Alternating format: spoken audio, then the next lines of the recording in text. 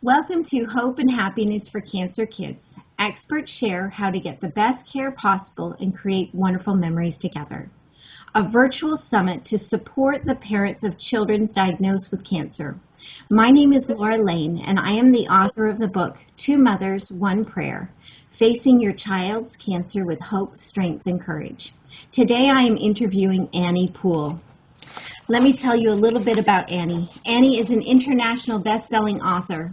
In 2013, she was diagnosed with incurable cancer, and she turned an insurmountable obstacle into an opportunity.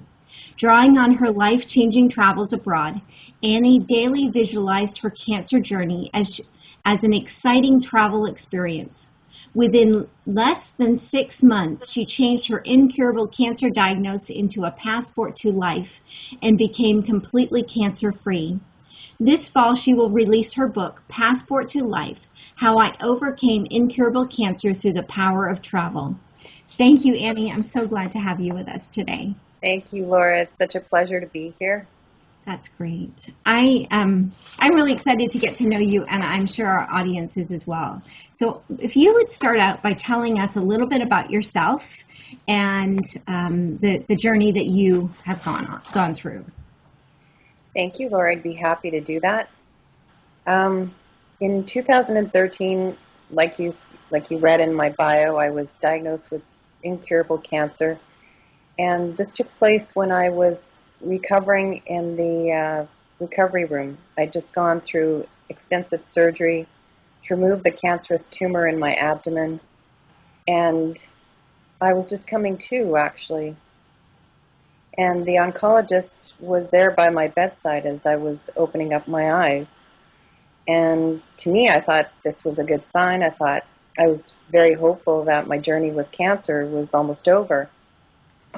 So then she started to tell me, your surgery was successful, she said, and we removed the tumor from your abdomen. But, she said, your cancer has spread to the lymph nodes and the upper aorta. It's stage 3C4. And then she said 2 words that hit me like a ton of bricks. She said, it's incurable. And to me, just hearing those words, it's incurable, really just lit a fire underneath me that really was a turning point in my life. So many might think it was a terrible thing that she did, but she really gave me a gift, because it was in that moment that I made a powerful decision. And, in my anger, I was pretty upset that she left me with those devastating words and at such a time like that. But I just determined in my mind, I said, you'll see. Just you wait and see. You'll be astounded, because I'm going to live and not die, and I'm going to thrive and not just merely survive. Wow. So from that point on, then I just determined I was going to find a way, and eventually I did, because I had been writing this book about travel. And the book was originally going to be about how a person could overcome the post-vacation blues. I had gone on this amazing 6-month travel experience in Italy and Ireland in 2011. And it was just such a life-transforming experience that by the time I got back home to my hometown in Victoria, BC, my life completely tanked. And I struggled for so long that I started to realize, well, happy isn't a place in Europe. It's not Italy, it's not Ireland. It must have been something inside me that I did. So I started to go back to those experiences and pull apart the gold nuggets, like search for the gold nuggets that I had found, and started to write about it. And I realized I had a book. So it was at that time of being diagnosed with incurable cancer that I was in the midst of writing this book. I had these really big dreams for my life. And simultaneously, while I determined I was going to thrive and not just merely survive, there was also this other feeling that was coming up, this feeling of it being so unfair. What? I'm on the cusp of my dreams. How can this happen right now? It just felt so like such poor timing, really.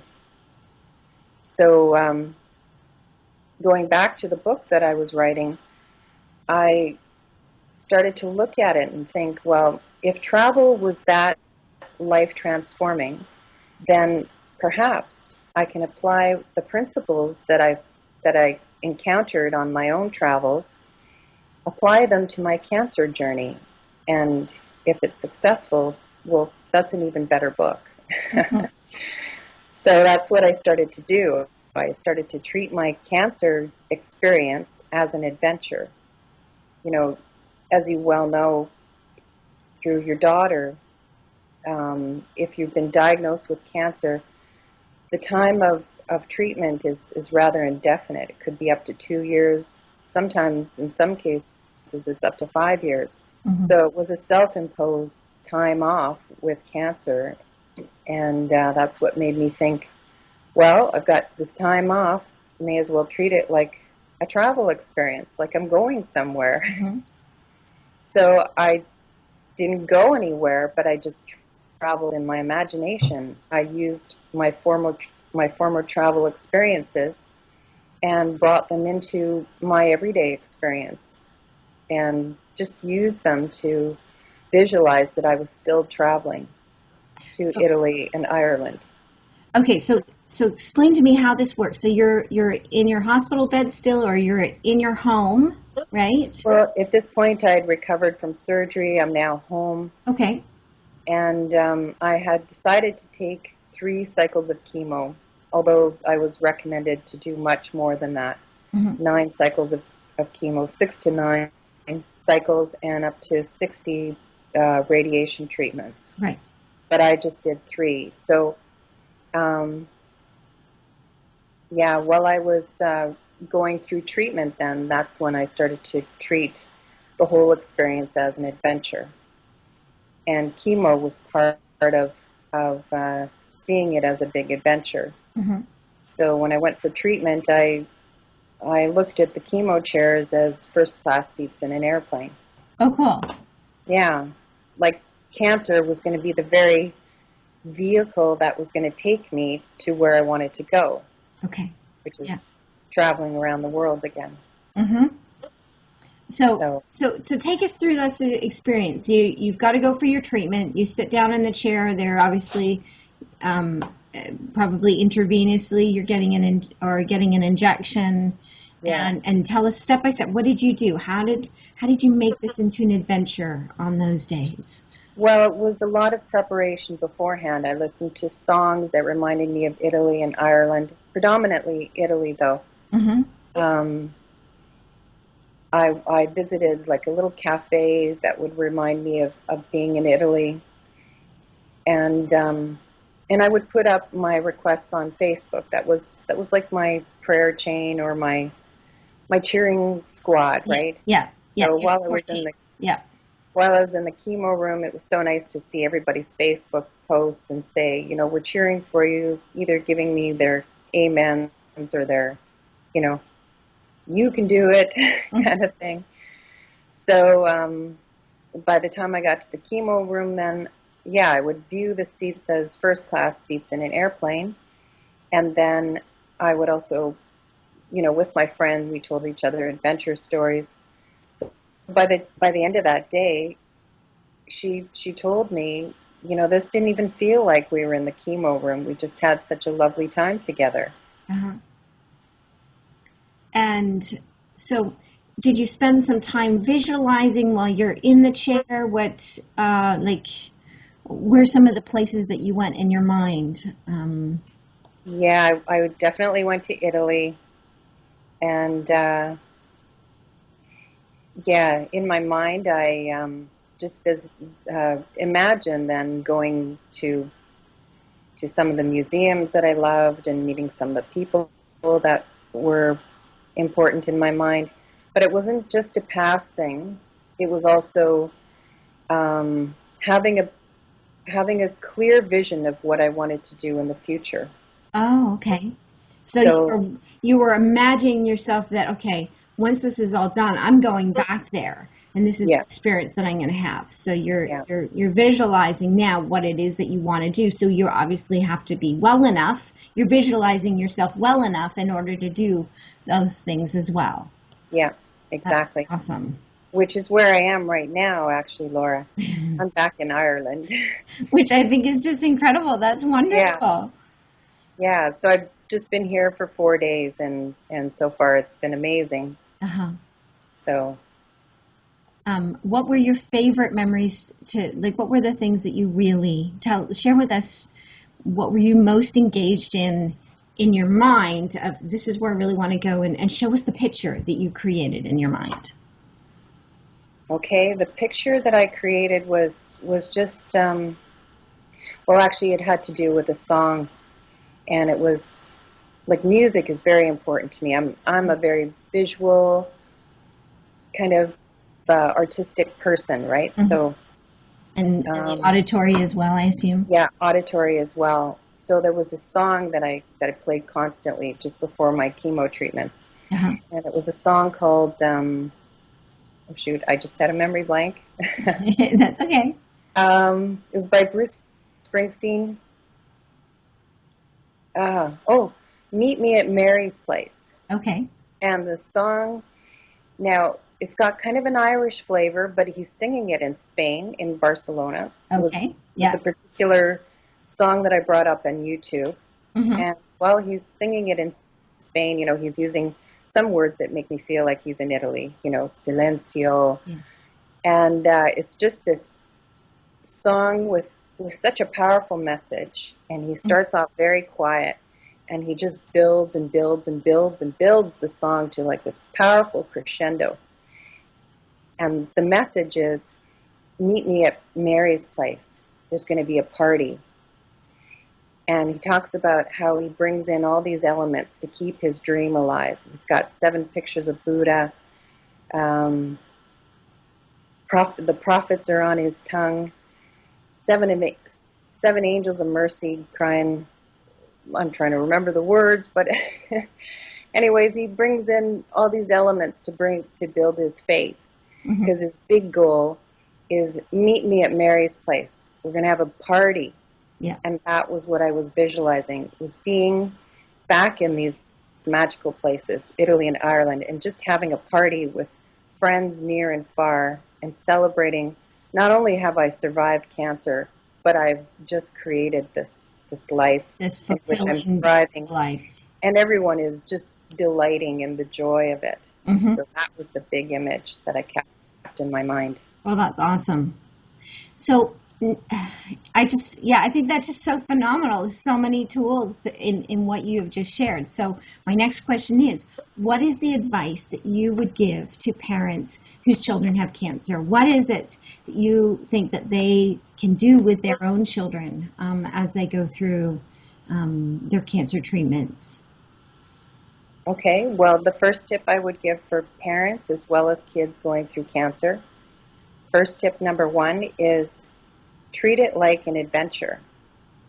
Now, you might not feel like it at the time, but as you well know, there are lots of people, celebrities, and just regular people who have come through a cancer journey that can honestly say it was a gift. It was the best thing that ever happened to them in their lives. So is that what you feel for yourself, Annie? Oh, absolutely.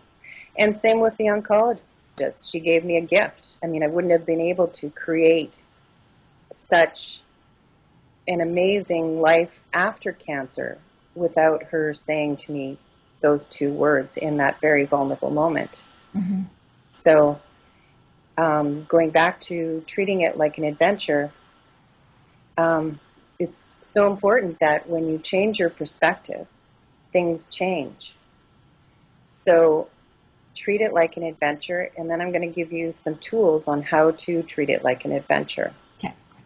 So the second tip is see yourself as a superhero. Now that's important because going through this journey, you're going to get amazing superpowers that you never knew you had before. And you might not feel like it at the time because, you've just been diagnosed with cancer. You could be lying on a hospital bed. You can't go to school. A lot of things factor in that make you feel like, I'm not a hero. I'm sick. How can I think of myself as a hero?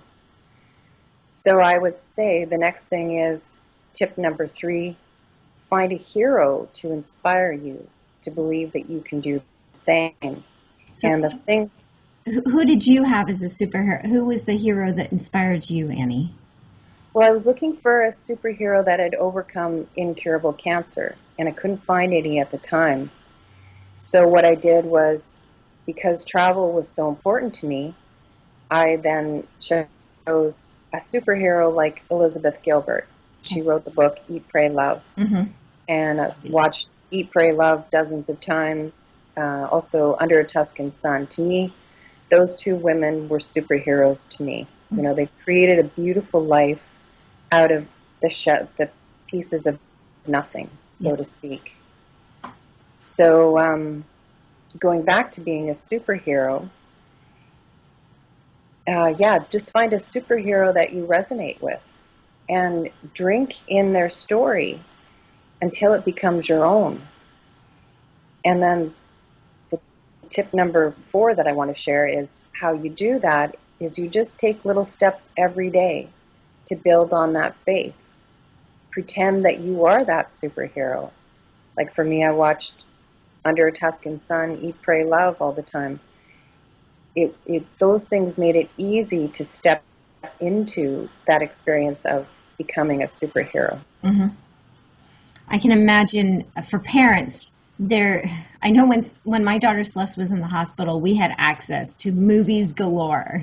They had a whole cupboard that you could just, the days that she was well enough to go down the hallway and to go look in that cupboard and say, okay, this is the movie I want, or this is the movie I want, and or she'd send me down and say, Mom, go find out if they have such and such. And children have that opportunity in the hospital. They can, and they love to do it, watch something over and over again. So find something that inspires them, that who they want to be like, between the Disney movies and the superhero movies that are out there. There's so many, whether that's Batman, Superman, the Avengers, the X-Men, or some of the incredible superheroes in the Disney world. So there's Frozen, there's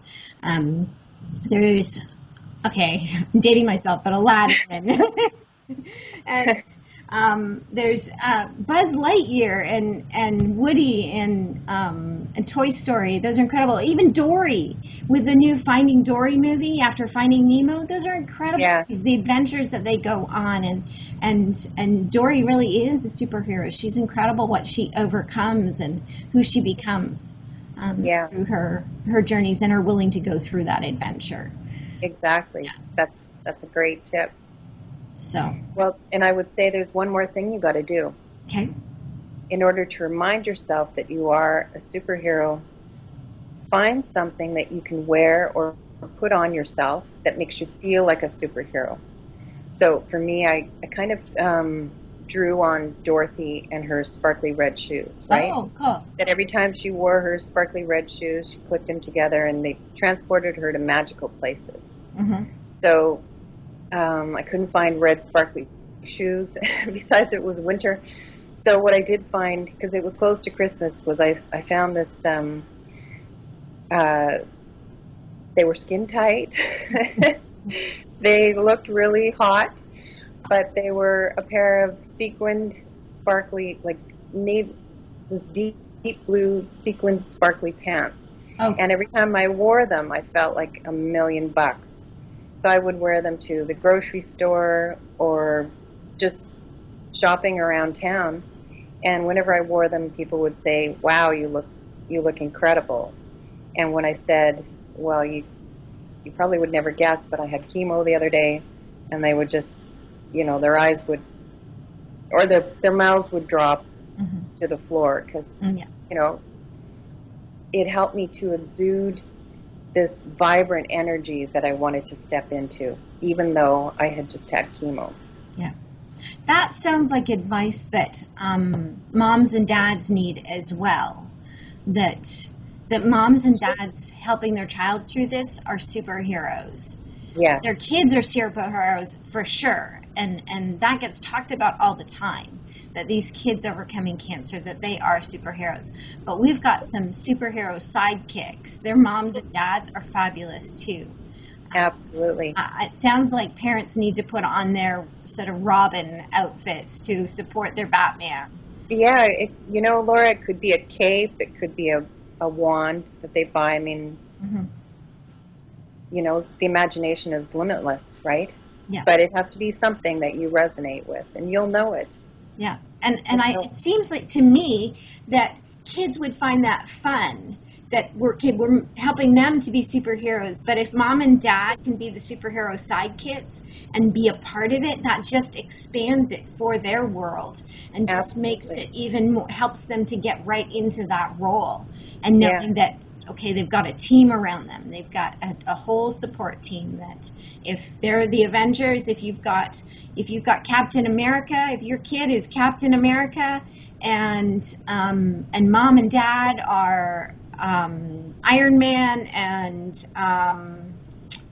Black Widow, just two kick-ass superhero sidekicks to help them through this, or maybe one of their brothers is the Hulk, and that knowing that they have a whole team that they're beating this together. Absolutely. And you know, transform the way you look at, or your child looks at, things like a CT scan or a PICC line. You know, with say a PICC line in chemo treatments or radiation, you're getting injected with superpowers. Yeah. Right. Hey, just like Spider-Man. Yeah. And got bitten by the spider he'd been radiated, and it gave him his superpowers. Or your CT scan could be like your magic vehicle, your Batmobile that takes you to the land of your adventures, the land of your dreams. Yeah, that would be so. It's important, once again, to have a picture of what you'll look like at the end of your journey. Cool. Awesome. Yeah.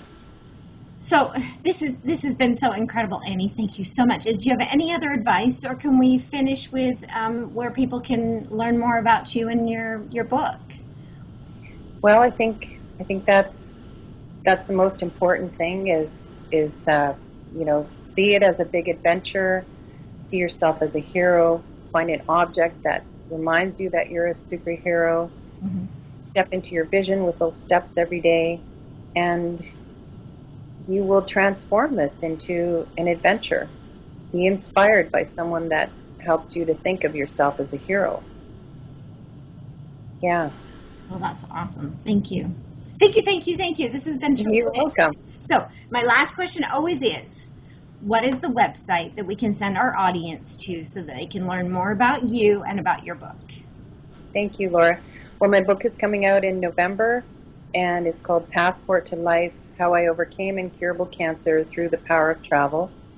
And you can find a sample copy of the book, although it's not necessarily for kids, but the sample copy you can find it on www.anniepool.com, and that's spelled ANNIEPOOL.com. Awesome. Thank you so much. This has been terrific. Thank you, Laura. It's been such a pleasure to be on your telesummit today.